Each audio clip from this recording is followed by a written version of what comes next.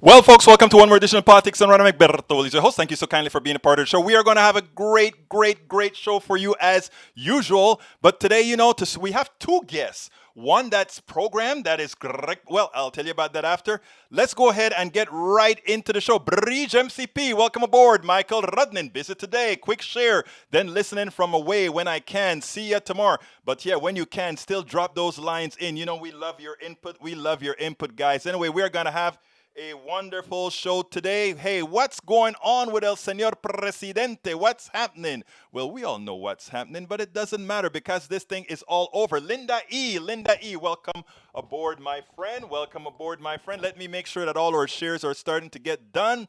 Let's make sure our great. Coffee party is done. I think they are online. We'll make sure. But anyhow, let's go ahead and get busy and start with the program because we have two interviews. One of them was pretty substantial as well. So he's hiding in the White House, according to Bridge MCP. Bruce Pollard. Yo, let's have a recount. Okay, Bruce, we're going to have a recount. Anyhow, let's get busy and talk about what the program is about today. Title of the show. Let me get it on the screen. Title, is that on the screen? Yes, it's on the screen. Title of the show today, Greg Palast on how voter rolls activists saved Biden, the new Trump con, and more. Joe Biden should thank Greg Palast and other voter roll activists for the victory. Trump has a new con, folks, and we're going to talk about that. We're going to play that as well. We're going to see what that con is. So, what's up for topics today? First topic, numero uno. My daughter, Ashley Willis, she's going to drop in on us to talk to her dad. You know what? My daughter had a stroke in when was it? In January, and I am so damn proud of what she has done thus far. She makes me look. You guys know I am a fanatic of Medicare for all. I try to push the programs because we don't know who's going to get sick. We don't know who's going to have that fate that something goes wrong. We don't know how it's going to happen. She's a medical student. She's up the gazoo in medical bills. And let me tell you though, the power that she has shown over what has happened over the years, folks, it's monumental. And I told her, I begged her to be on the show today. I said, just come and tell people how you're doing after the stroke, because I had her on the screen right after the stroke. And I got her in and I said, girl, come on and do it for your daddy. You going to do it for your daddy? You going to do it for your daddy? Of course she's going to do it for her daddy. So without further ado, let's go ahead and welcome my daughter, Ashley Willis. Ashley Willis. How are you doing today, my daughter? I'm good. How are you? I am fine. Oh, you think your dad's crazy for that kind of intro, huh? That was so much. Anyway, welcome to Politics Done Right, Ashley Willis. How are you doing today? I'm doing well. Well, look here. You had a stroke back in January, January. and I mean, I have to say, Linda E says hi. Bridge MCP says hello, Ashley. So let me tell you, I am so proud of how you came through with the stroke. You're still going through quite a few things. Why don't you tell us a little bit, a short thing about how it happened, and secondly, how are you really doing right now? Oh, all right. Okay, here we go. So I had a stroke, I will say, weirdly, right after my grandmother had a stroke. And it happened because I'm so young, there's something called a subarachnoid hemorrhage. It just means that instead of a clot forming, you essentially burst a vein or burst a vessel. That's what happened to me. I was born with something um, called a malformation. It's when my arteries and my veins form what I call a noodle ball Mm-hmm. in my head. And the noodle ball has really thin walls. And if you're stressed out, you're running, doing anything that raises your blood pressure, it can pop. And that's what happened to me. And you are a med student, so we know you're under pressure, my dear. A hell of a lot of pressure. But Yeah. but now, hey, Bruce says texting Meredith to connect if she can. Your friend. Oh, man. Hey, thanks, Bruce. That's cool. Anyhow, so Ashley, so after the stroke, I mean, let me just tell you, folks, and this is right. I think we should all give our folks kudos on the things, right? My daughter, after she had the stroke, I went up there and she pulled me around her campus because she 4 days after a stroke, she could barely walk. She was blind, 50% blind, and she couldn't take light. And she drove me to her school. I mean, I drove her to the school because she wanted to make sure that she wasn't gonna lose everything. Now, how much time did you lose, and are you still on schedule to get out as a fourth year? So I am super, super, super, super blessed and lucky. I am going to be graduating on time because, at least at my institution, we have this 2 month, I want to say kind of like sliding Mm-hmm. timeline where it's built in to our curriculum. So let's say you have to take a board exam and you want it and you need more time. They have these 2 months that some students take. It just so happened that I was not one of the students who was using those 2 months. And because I had the stroke weirdly right at the end of run rotation and at the beginning of another, like it couldn't have come at a cleaner break of a line. I just took that specific 2 month rotation off because, I, one, I couldn't see, two, I couldn't stay awake past 6 p.m. And I just couldn't think. I couldn't really, I wasn't the normal, And actually, the I was headaches were terrible. I remember headaches, that and then well. like I was out like a light all the time, wobbly.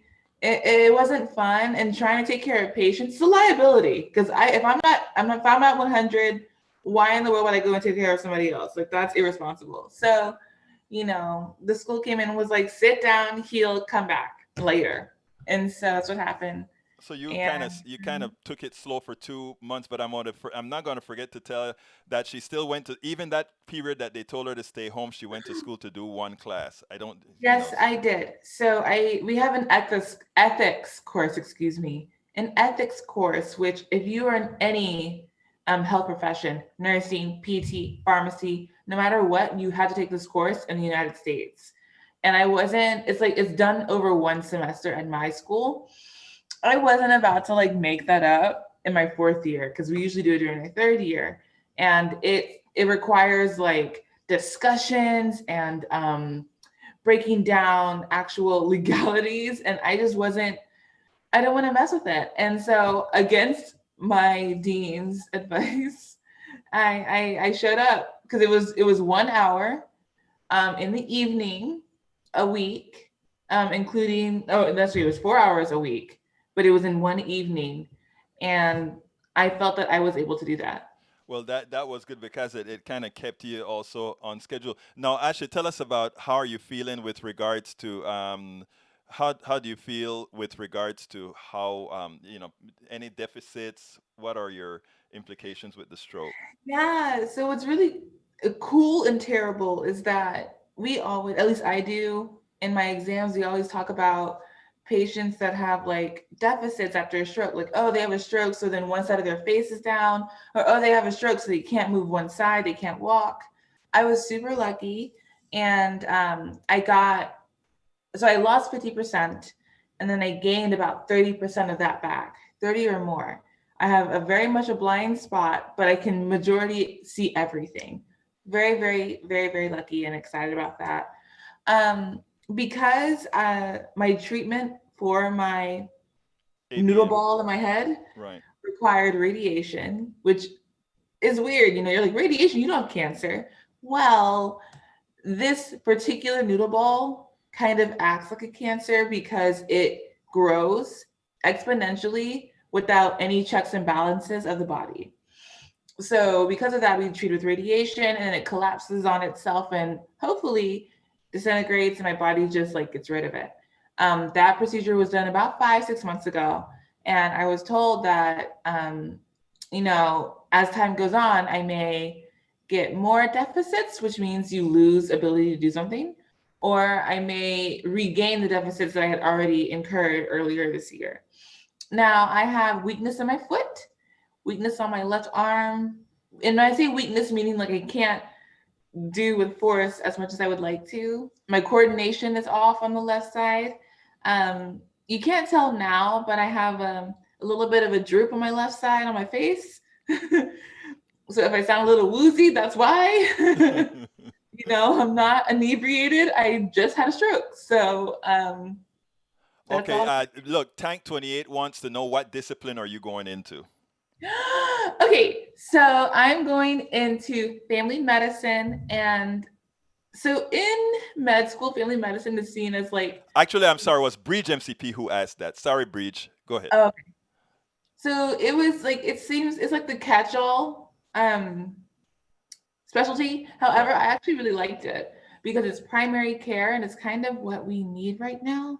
And people really be sleeping on family care, I mean, on family medicine, which is funny because anytime I go to a specialty, let's say it's like ear, nose, and throat, ENT doctor, or let's say you go to a surgeon, the only way you can get to an ENT or to a surgeon, besides through the emergency room, is through your primary care doctor. Because they're the ones who know you the best, and they are the ones who are supposed to foster this relationship with you and with your health. And that's what I wanted to do.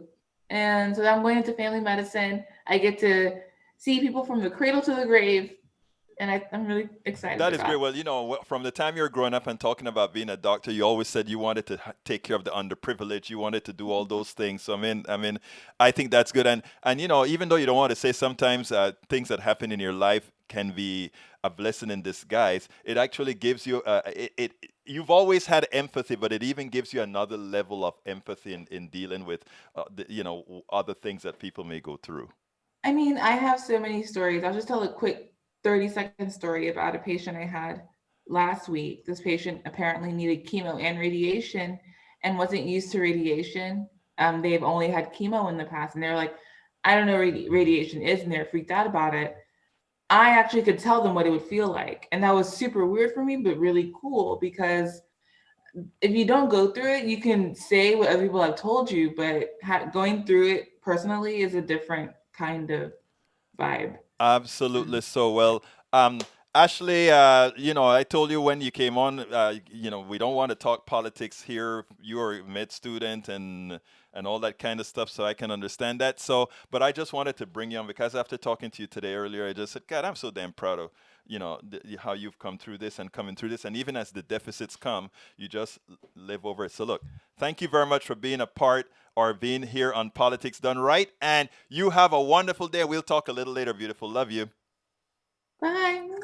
All right, take care. Well, folks, that is my daughter. I took host privileges to go ahead and do that, but I was talking to her earlier, and I said, you know what? Why don't you come on? I have another guest, but I got some time that let's go ahead and talk and let people see what the reality looks like with somebody can have stroke and still get away with it. Let's see. Egberto, the sound is way off to video. Oh, really? Both on YouTube and I am sorry to hear that. Is it still that way now that I've changed screen, or is it better? Let me know. Ay, ay, ay. Does she follow Q? I swear you said that yesterday. No, no, no, no, no. She does not follow Q. Thank you very much. Anyhow, let's go ahead and get busy with the program. The other topic that we are going to talk about, folks, is, and let me get that screen up. Let's go ahead and get that screen up.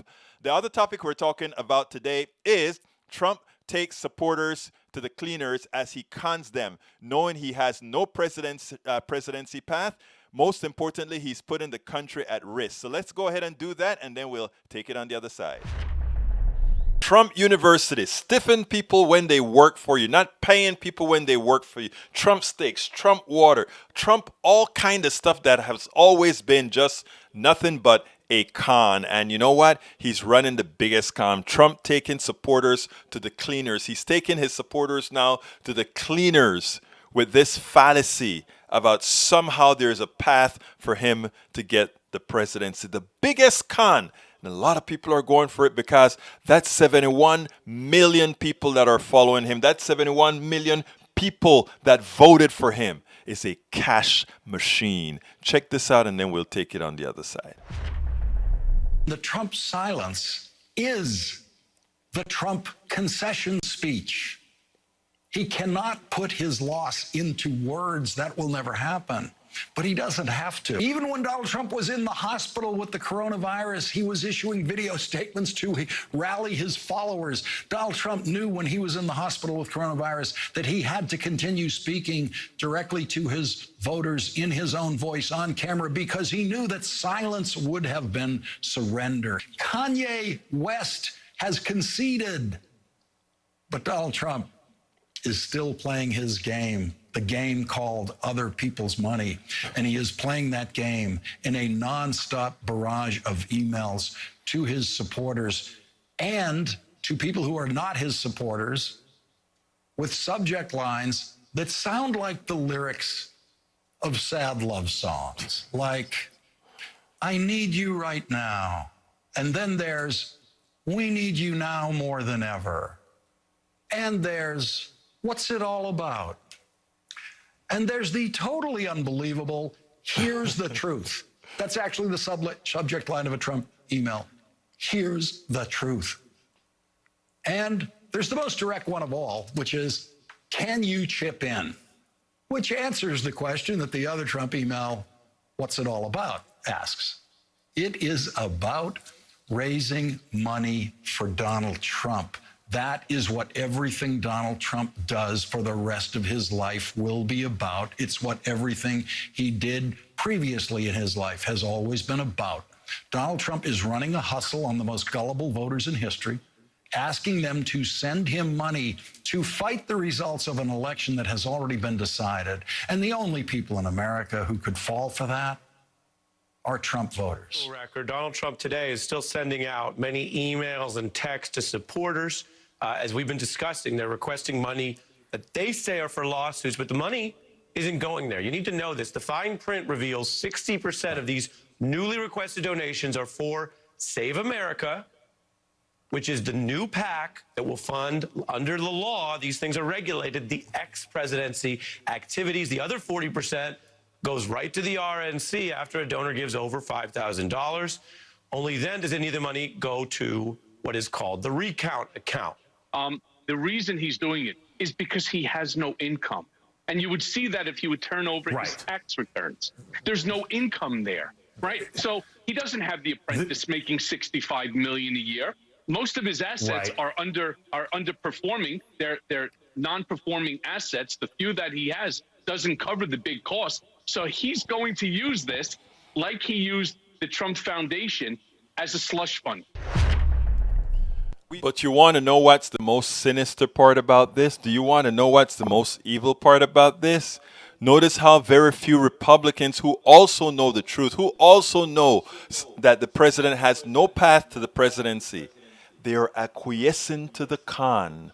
Why? A lot of that money goes to the RNC. Why? They don't want to lose that 71 million people base because they can go ahead and bleed them dry. They can go ahead and get their cash. They just have to say, hey, they're trying to impeach me. Oh, they're trying to take away my presidency. And there you go. You send him what he wants. Like that preacher, like that evangelical preacher who knows the buttons to push to take that money, your hard-earned money, away from you. Think about it. Trump taking supporters to the cleaners as he cons them, knowing he has no path to the presidency. Absolutely so, folks. Absolutely so. Anyhow, I want you to also listen to this one that's coming up, and we'll take it on the other side. For those who don't understand that progressives brought out a lot of people, a lot of young people, and they weren't voting specifically for, in some altruistic manner for Biden. They wanted many times something else. But they voted the interest of the country. They voted the interest of humanity. And check out what these young women had to say. I was so impressed by their thought process. Check this out. Here's a few young women and students who have been here since the beginning. So, did you think this was going to happen? I didn't really have any predictions, but I think there's still a lot of work to be done. But I'm really happy that there's not a neo-fascist in the White House, and I think this gives me hope that there's still some semblance of democracy in this country. Are you concerned that President Trump is saying he's going to challenge this and he may not leave? I think the reality is that as much as regardless of the amount of fascism that he will try to put into this country, we will not accept it as a democracy. We are a democratic country. In the end of the day, he has been fired from his job. We are a democracy, and the people will always have the power, regardless of what he and his small P brain would like to think. Really? Yeah. You seem pretty happy. Yeah, I am happy because although yes, Biden and Kamala have their shortcomings. This means so much for so many people. And the fact that they even want to place value on human lives, that already says enough. Those are young people that likely would have sat out this election. There was a lot of work, there's a lot of activism that was put out there by progressives to get that increase in people coming out. As you can see, Donald Trump maximized his base. 71 million people thought President Trump was the person to elect, the person that caged kids, the person that holds women by their private parts, the person that has had many wives, the person that have said, I don't care about your health care, the person that have said, you know what, I'm going to take your money and give it to rich people because they are more deserving than you are, the person that is going to pollute the drinking water that you have, the person that says, you know what, I don't care about regulations. You know why? Because if whichever friend that I have that needs a change in the regulations, irrespective of what it does, I'm going to do it for them. 71 million people were fooled into supporting that. Now, folks, I want to take you now to our next interview. This is Greg Palast. If you want to know one of the people that are instrumental in having us win Wisconsin, Democrats win Wisconsin, as well as winning Georgia, he sued Georgia to stop the voter roll shenanigans, and he sued in Wisconsin and made sure that the people weren't removed in Wisconsin, Michigan, and other places. This is a guy, you've seen him before, but he has some more to say. Greg Palast, let's talk about that. Welcome to one more edition of Politics Done Right. I'm here with the one and only Greg Palast again. Greg has a whole lot of new information for us. Greg, election 2020 is over. How are you doing? How are we doing? Yes. Well, I understand we have a new president. If someone would tell the old president, it might help things. I know. Look, I wrote a book called How Trump Stole 2020. Right. And it was a warning, not a prediction. And I know that there was going to be the big blue wave. Well, it was barely a ripple, and it was real close. And that's not because the voters decide that they just can't get enough of Donald Trump and they need 4 more years. That's not what happened. We really did have just humongous vote shenanigans in America, which cut those totals. And in fact, it's only because we busted some of that. And for example, Wisconsin. Now, if you read my book, you know that Trump won Wisconsin by just 22,000 votes in 16, substantially because they changed the ID laws 2 weeks before that election. Right. Which knocked out 50,000 African Americans who didn't have driver's licenses, and 182,000 students whose student ID didn't count for voting, even though it's a state photo ID. So, it's so imagine if the African American and student voters had voted, Hillary would have been won Wisconsin and elected. This time, the Democrats took over in 18. By the way, with all the vote trickery, please note you can't steal all the votes all the time. So the Democrats did win in 18, took over the state, but not the state legislature. State legislature then voted to remove 150-some thousand voters from the voter rolls. Well, they said on grounds that they had moved, but they didn't move. So at least the Board of Elections had suspicions about the list, and then my group, the Palast Investigative Fund, brought in experts. With the state's help, we went through the list, name by name, and found that nearly 100,000 people on the list had not moved from their city. It included, they said Sequana Taylor moved from her city, from Milwaukee, which seemed unlikely. When I talked to her, he said, I didn't move from Milwaukee. I'm a Milwaukee County supervisor. Okay, she didn't move from Milwaukee. But she was attempting to vote while black. Almost all the people on the list, almost all of them were either black or students. That's it. In other words, voters of color, and the color's blue. So we busted that. And the Board of Elections said, we are not going to remove these voters. Biden won by 20-some thousand votes. That's it in Wisconsin. If they had removed those voters, there's no way he would have won Wisconsin. So it's because of the work that you guys did in Wisconsin by putting those people back on the polls. On the list. that allowed them to actually vote. Now, let me ask you something. I should say we prevented them from being removed. And yeah. And by the way, let's make sure we give credit. You do have a state government, and particularly Mandela Barnes, the African-American lieutenant governor. And by the way, I don't mention his race gratuitously. I know. If it weren't for African-American officials in Wisconsin, the lieutenant governor, the county supervisors and elections officials in Milwaukee, African-American, if it weren't for them, and I will say also the elections officials in Madison, they are not African-American, but they're protecting students. In Detroit, African-American officials who, despite the white Democratic leadership of Michigan, which resisted putting purge voters back on the roll, these are the Democrats. Okay. Why did they resist?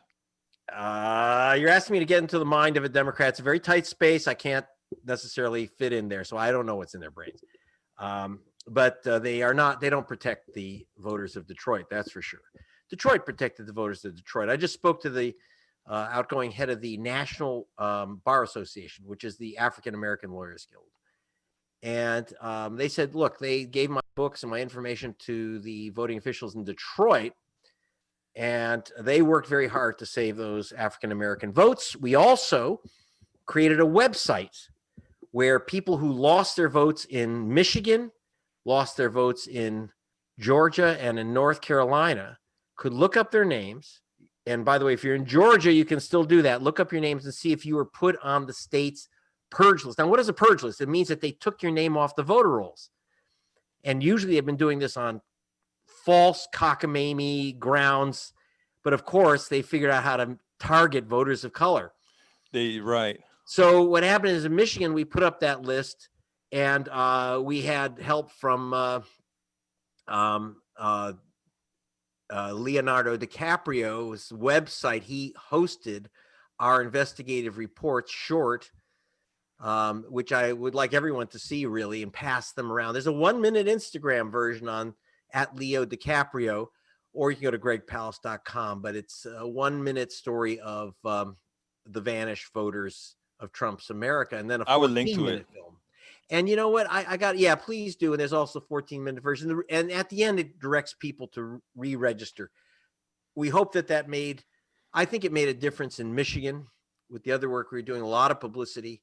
Millions, and so far 7 million people have seen those films, especially in those affected states. They got a lot of publicity. So look, it's not Greg Palast running out and making Biden president. That's not, first of all, it's not my job.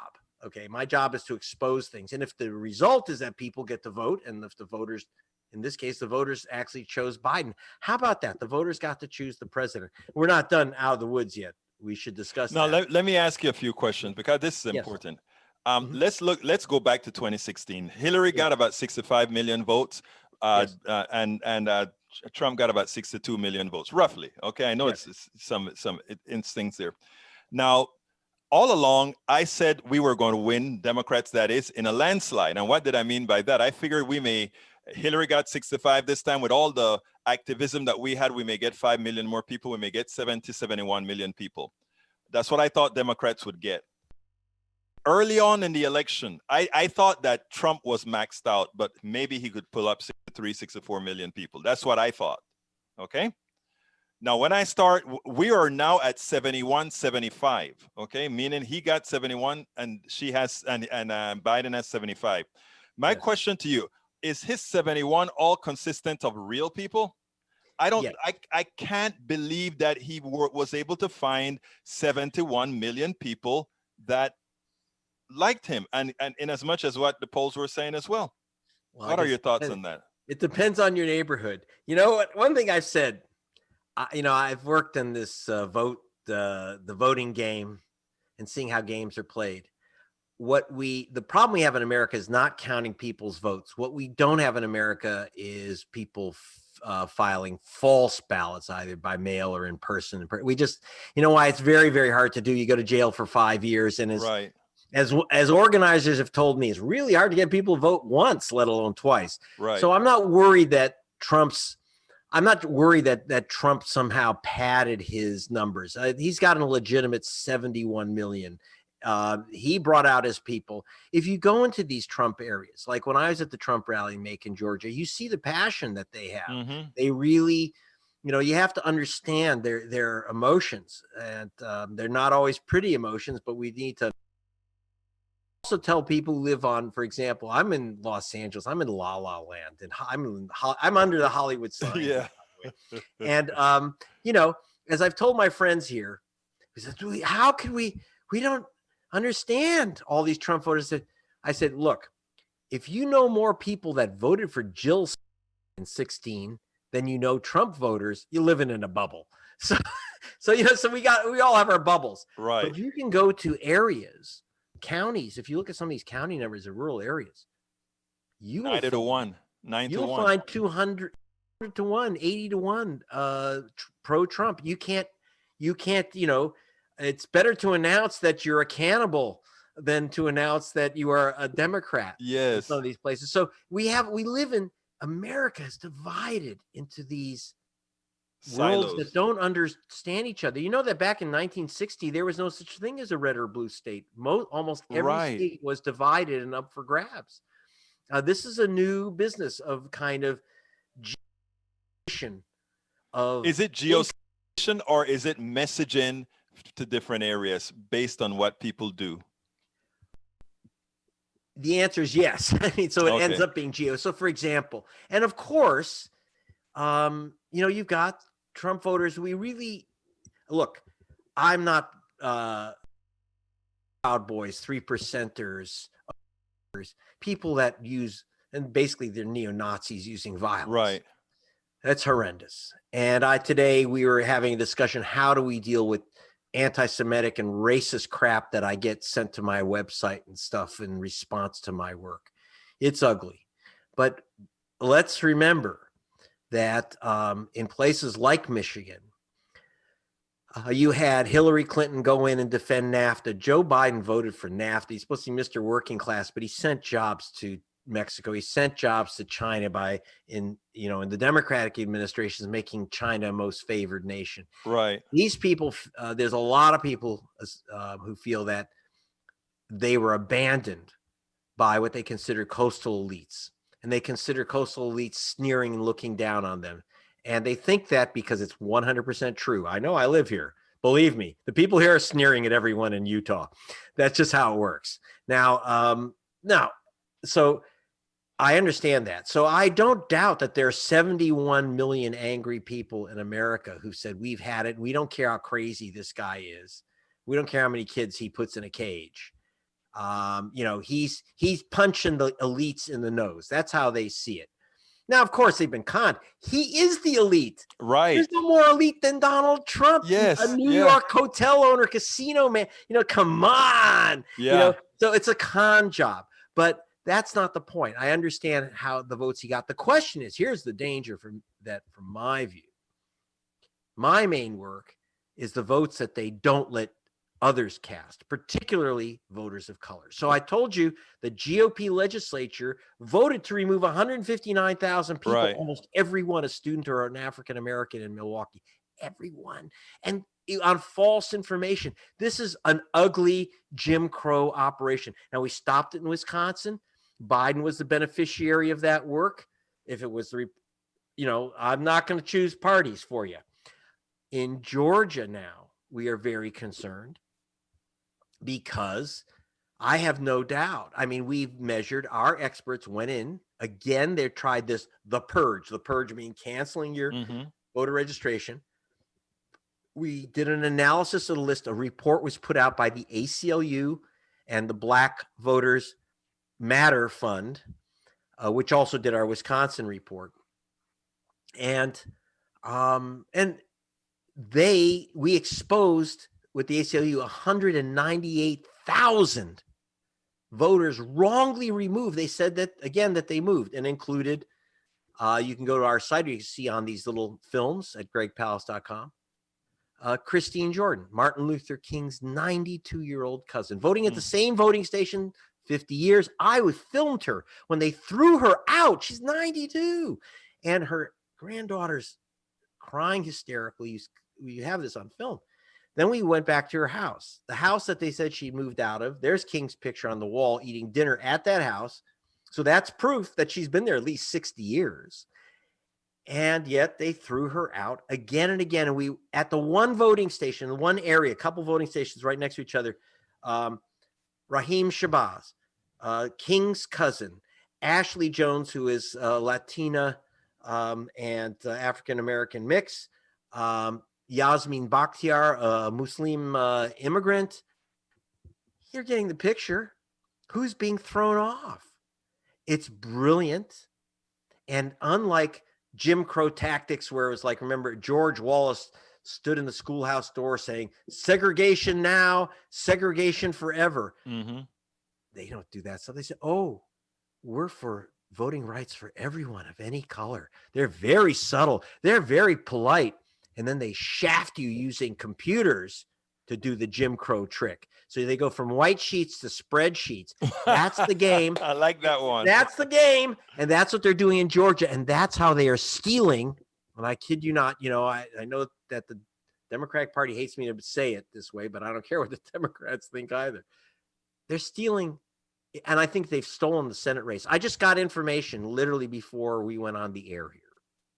I just got information on the number of votes that were not counted. Now, I warned you, Egberto, Yes. don't pick and lick. Now, what do I mean by that? Don't pick a presidential candidate, stick a stamp on an envelope, and mail in your vote.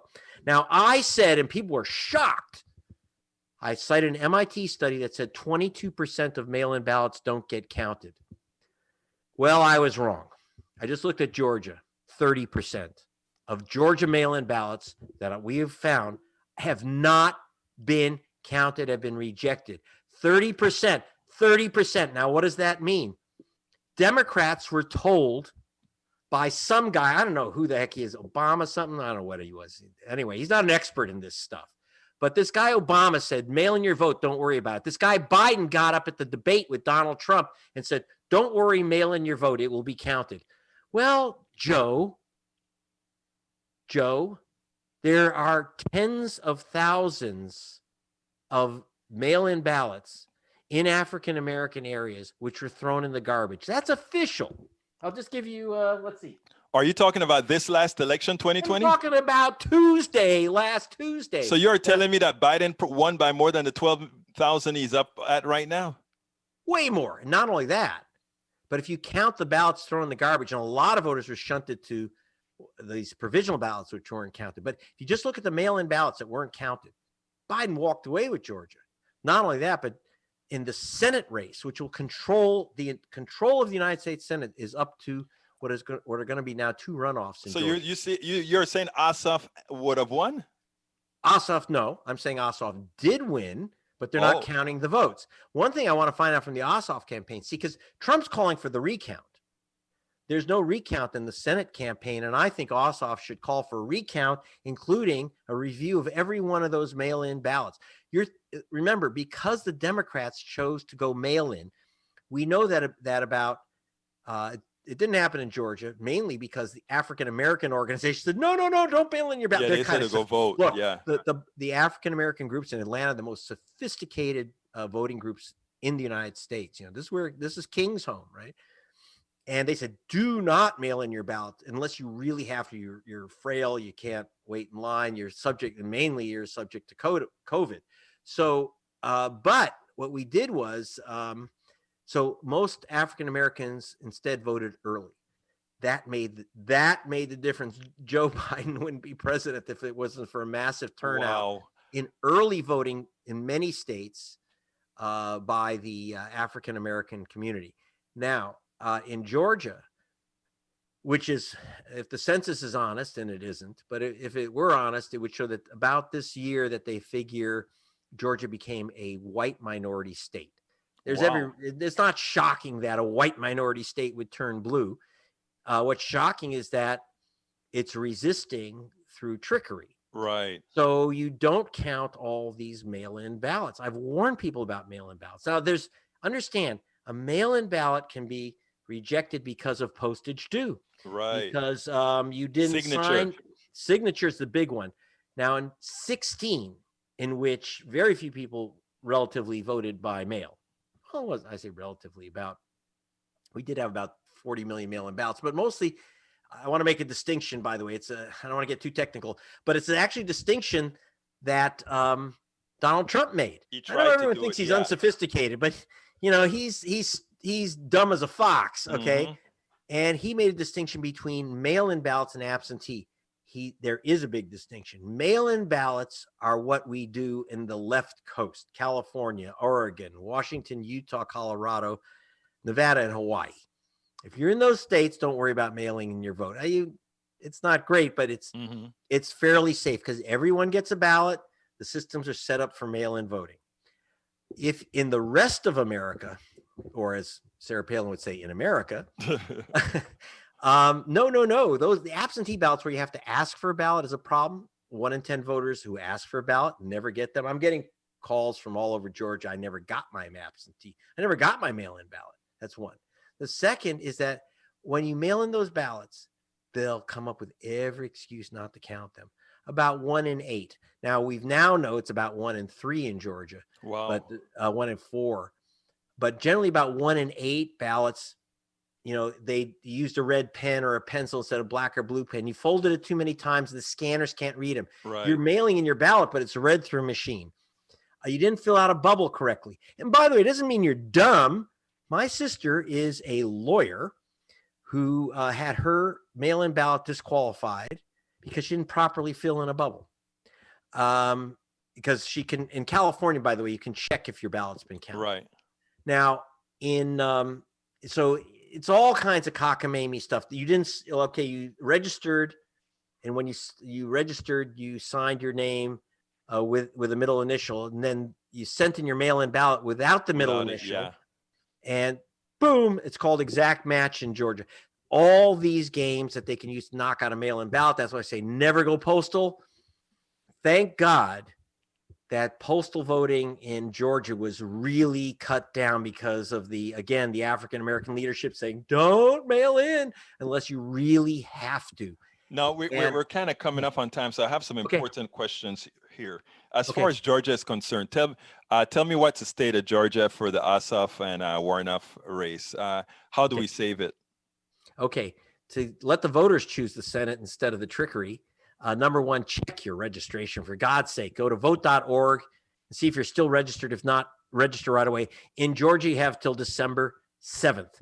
Second, if you really have to mail in a ballot, you can ask for it today. If you don't ask for it this week, you ain't going to get it on time. That's just the truth. And if you don't mail it back at least 2 weeks before the election, forget about it. Yeah. Okay, so now those are two big things, but especially register to vote. Early voting in Georgia starts December 14. That's what I recommend.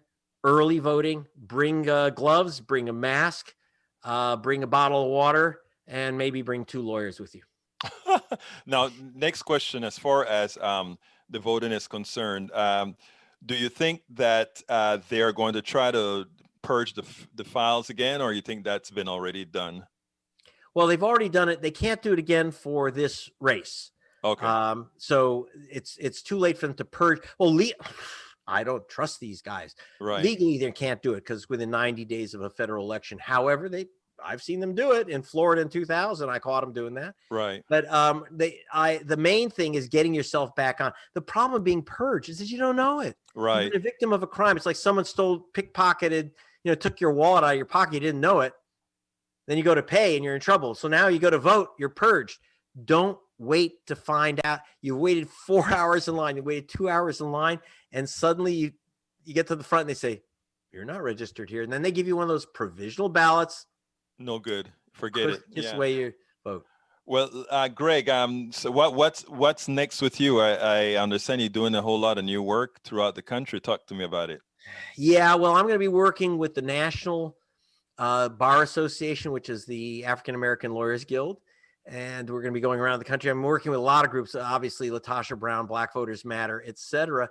And it would be you never know. I mean, we also got a call from some woman named Kamala Harris, who I don't know who she is, but we took down her number, and so hey, we might actually have someone in the White House who will actually listen to the issue of what happened to the black vote.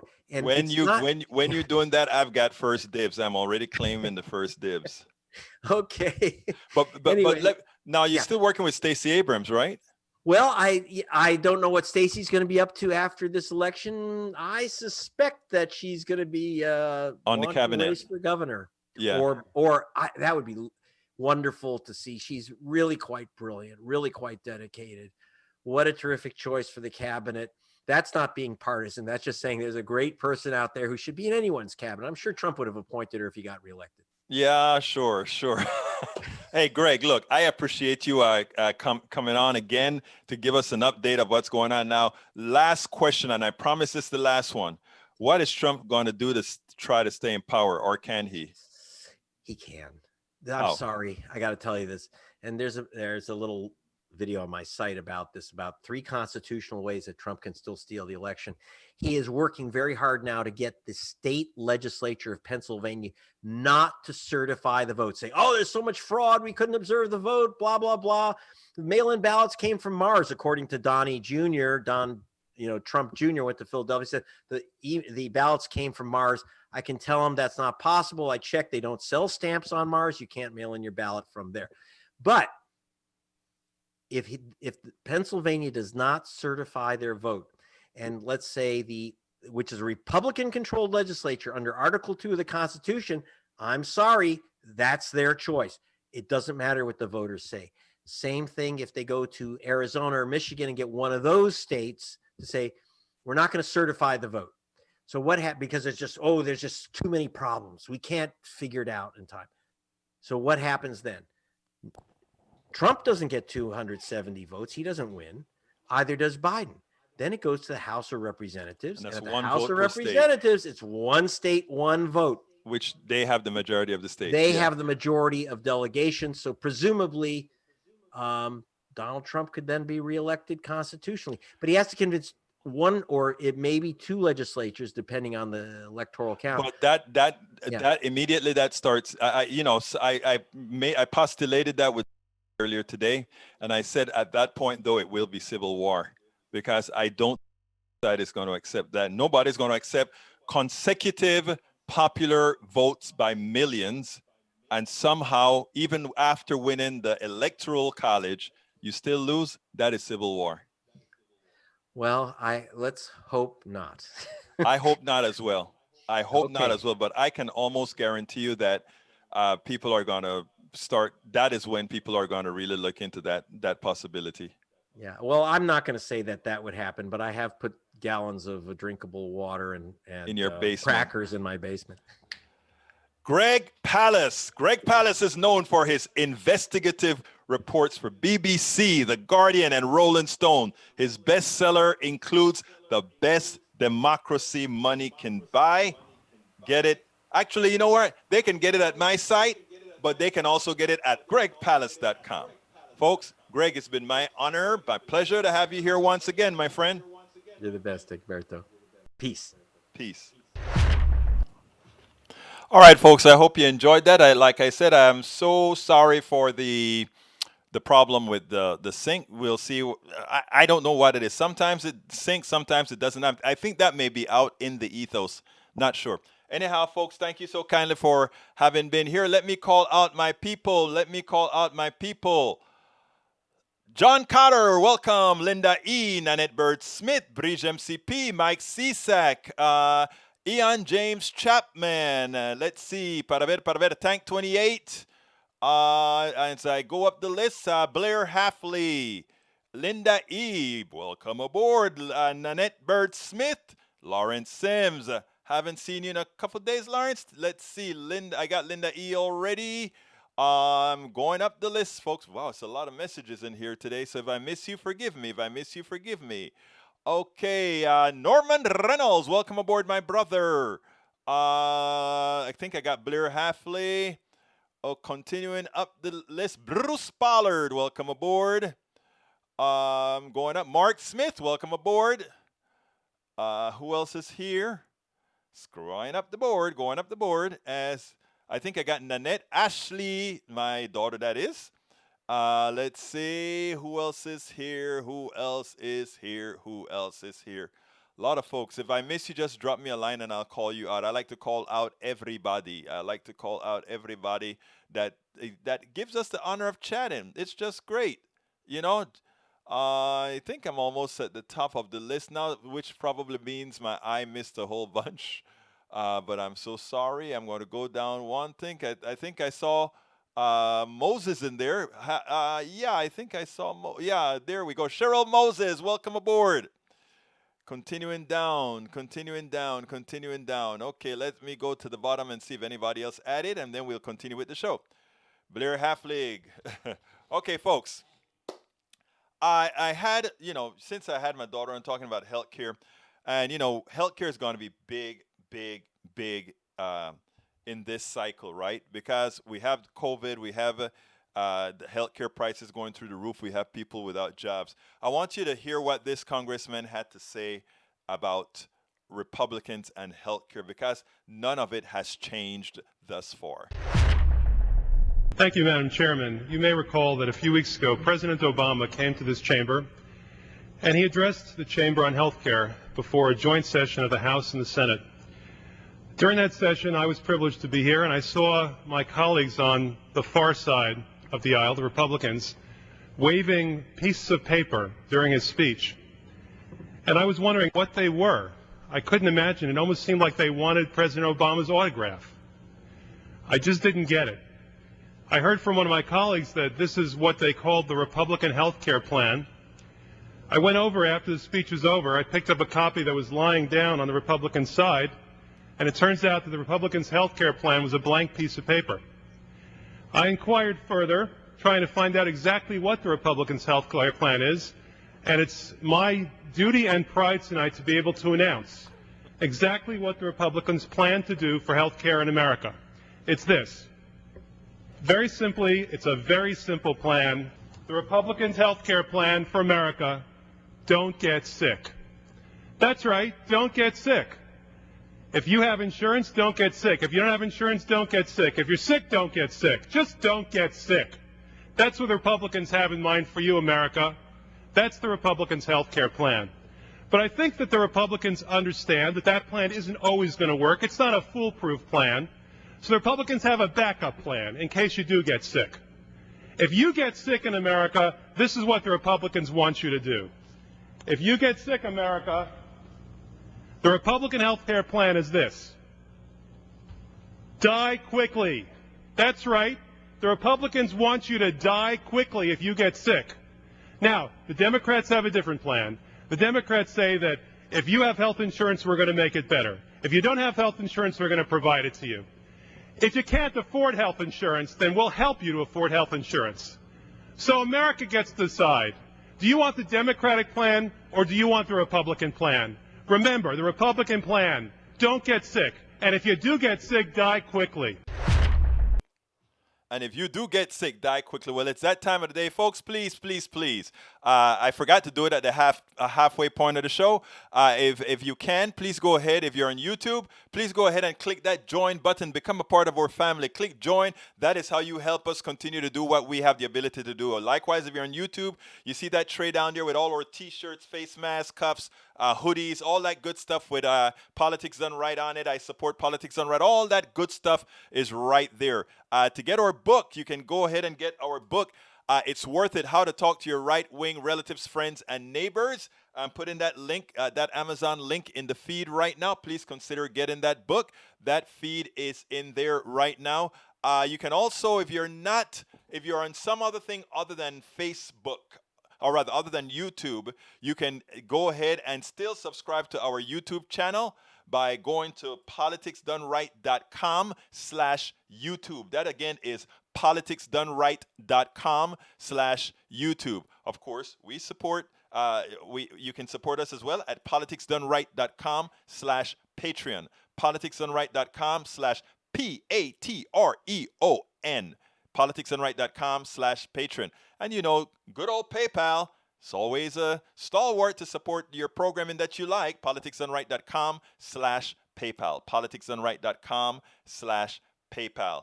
Now, if you don't use our store on YouTube, you can use our own store here where you can get our books. And if you buy our book on YouTube, or rather on our store, we will go ahead and sign the book from here and give you a bumper sticker or something in there as well. And that is politicsdoneright.com/store. politicsdoneright.com/store. Look, thank you so kindly, folks, for having been here, for having spent this time with me. I couldn't do it without you. You empower me to continue doing what we do, fill in the internet with the progressive message, not only with the show, but also with the hey, you got your mask. I'm glad you got your mask, Bridge MCP. Bridge MCP got that mask that says Politics Done Right. I support independent media. Thank you so kindly for doing that, Bridge MCP. Again, folks, you can go to politicsdoneright.com/store to get our stuff, or you can, if you're on YouTube, you can just go ahead and look at the tray down there and see all the t-shirts and cups and all that kind of stuff that we have. Look, my name is Egberto Willies. I thank you so kindly for being here. I know that you have places you could be, that you spent this time with me here. It feels good to know that we are making a difference. And notice I said we. Your presence here multiplies what we are able to do. So I thank you so kindly. My name is Egberto Willies. This is Politics Done Right. And guess what? We are what? Out! We spend a lot of time deconstructing the news, trying to parse it into a form that everybody can understand. We try to find those little nitpicks where it flies above the fray, etc. If you really like these videos that we do, I want to ask a big favor. Please go ahead, number 1, subscribe to our channel, and number 2, please join if you can. Thank you so kindly for watching. Keep watching. Please remember to share. We must populate the entire internet with our progressive message, a message that we know is what most Americans say that they want. So help us, please join.